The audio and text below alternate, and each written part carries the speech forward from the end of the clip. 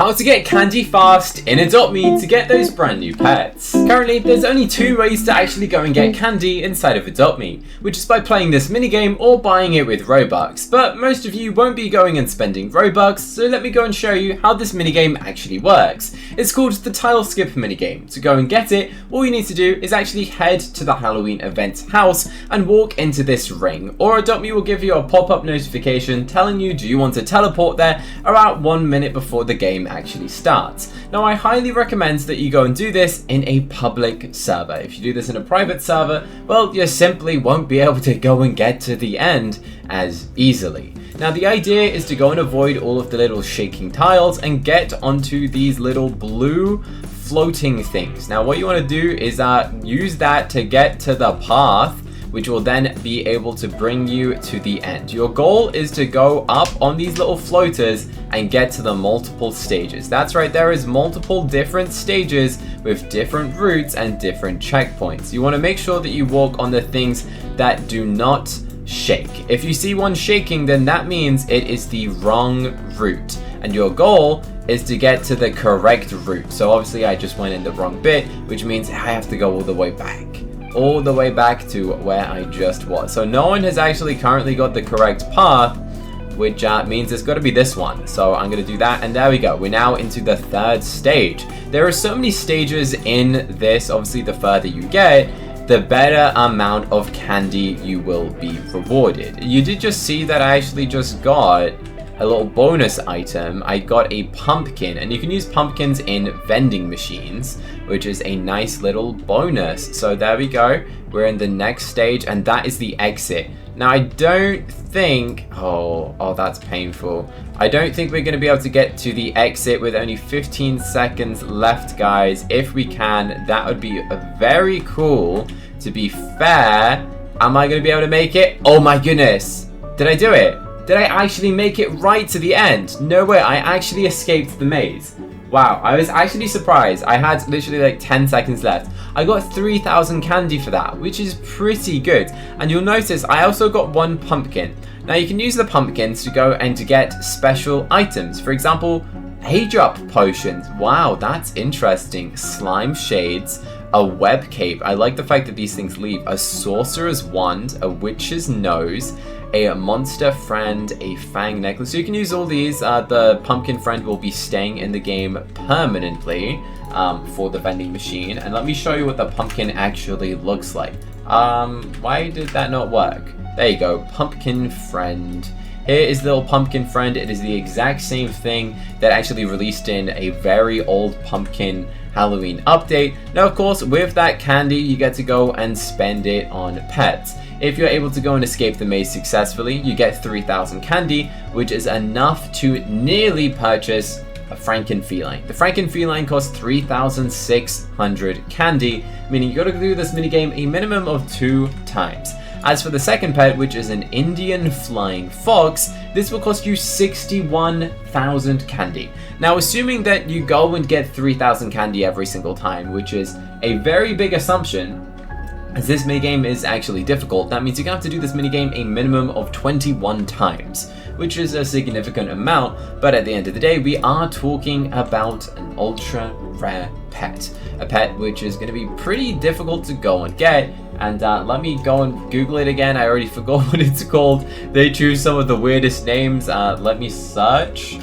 because I've already got one of them. It is called the Indian Flying Fox. So it does kind of look pretty cool, to be honest, and it's an ultra rare. Now, of course, there's going to be other ways that players can go and obtain candy. There's not only going to be one minigame, there is going to be multiple other minigames, including this weird dimensional portal that Adopt Me teased in a previous video, taking you into a different location. Of course, there's also going to be other pets, because in fact, they only show us 2 of the current available pets, when in fact there is going to be 3 more, one coming in 6 days, another one in 6 days, one in 13 days, and then actually one in 20 days, 2 in 20 days. All of these test tubes feature a pet.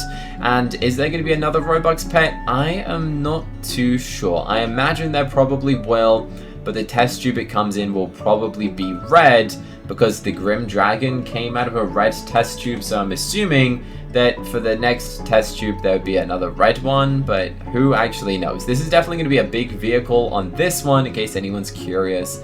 And you can actually go up to this little machine right here, press buy candy, or you can go and click on this to buy candy. Now, if you want 70,000 candy, which is the amount that you'd need to go and buy an Indian flying fox, then that would cost you 1,000 Robux. So honestly, I recommend you just go and wait to play this minigame. And trust me, you want to be in a public server for this, because the more people going and doing it, the higher odds you have of actually being able to escape. It's a lot easier to escape if everyone is helping and doing their part in the minigame. If not, then honestly, I don't think anyone's gonna escape. Look at this, someone's got a mega bat dragon right here. They're on the new Grim Dragon, and they got a mega bat dragon. That is crazy. That is a very expensive pet. I wish I had that pet. Maybe I should try and trade him. You know, you want to give me that pet, but very cool. We do have to wait for another minigame. You know what? Let's do it again